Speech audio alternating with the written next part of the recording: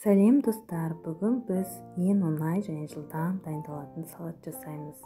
Бұл салатымызға бір қияр, бір помидор және кукуруз керек. Ол үшін қиярды осылай төртбұрыштап турап аламыз. Сосын помидорымызды да осындай төртбұрыштап көлемдерін барлығын бірдей қылып тураймыз.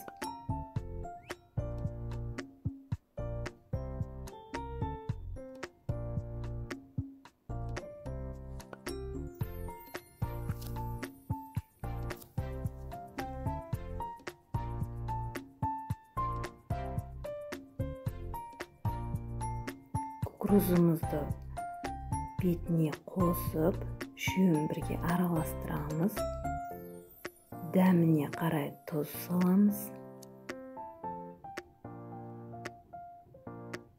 Сосын майонезімізді саламыз. Үшеуін араластырып, тез арада салатымызды осылай дайындаймыз. Дайын болған салатты дастарханға қоямыз. Ас болсын.